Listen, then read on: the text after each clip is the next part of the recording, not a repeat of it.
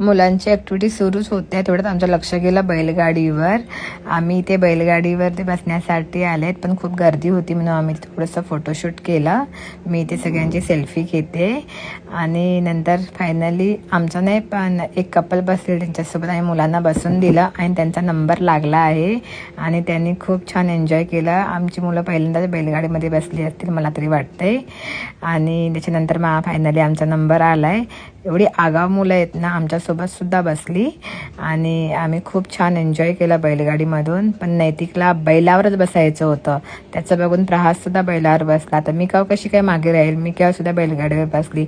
याला बिचारायला कोणीच बसवलं नाही म्हणून हा नुसता गेला आणि सायकलिंग करायला लागला. नंतर मग आम्ही ट्रॅक्टरसाठी नंबर लावला, पण ट्रॅक्टरसाठी सुद्धा खूप लाईन होती. मग आम्ही म्हटलं की जाऊन तोपर्यंत आम्ही डक बघून येतो.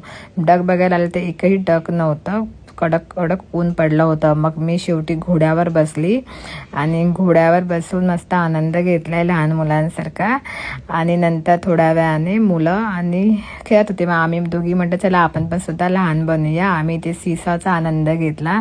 आम्हाला दोघींना असं वाटतं आम्ही खूप लहानच झालेत आता, आम्हाला बालपणसारखं वाटत होतं. नंतर आम्ही दोघींनी झुल्याचा आनंद घेतला, दोघींनी झोका खेळले, खूप छान वाटत होतं. असं वाटतच नव्हतं की आम्ही दोघी आया आहेत, असं वाटलं आम्ही सुद्धा पिकनिकसाठी चालले छोट्या मुली बनून.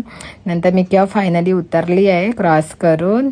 मी काही करू शकते आम्हाला माहिती आहे. आणि नंतर मग आम्ही इथे सूर्यफुलाची शेत होतं तिथे फोटोशूट केलं मी. हे तर बापरे, ह्या फुलाला तर काहीच नव्हतं, पण ठीक आहे, बाकी फुलं होती, खूप छान होती, मस्त होती. आम्ही सगळ्यांनी इथे फोटोशूट केलं एकेकाने. नंतर मग थोड्या वेळाने ही बाग बघू शकतात. ही बागेमध्ये मस्त सूर्यफूल आहे, सगळीकडे सूर्यफूल आहे.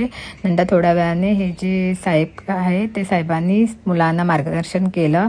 झाडं कशी असतात, पानं कशी असतात, कोणत्या झाडाला कशी पानं असतात, त्याचे फ्रुट्स कसे असतात, कसे बनतात, सगळ्यांना मार्गदर्शन केलं. नंतर मुलांना खूप भूक लागलेली, पण जेवण तयार नव्हतं म्हणून आम्ही त्यांना इथेच गेममध्ये नांदवलं.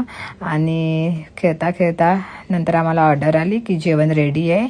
जेवण तुम्ही बघू शकतात, एवढं छान व्हेज नॉनव्हेज दोन्ही जेवण होतं. आम्ही ते दोन्ही घेतलं कारण त्याचा एवढा खमंग वास सुटलेला.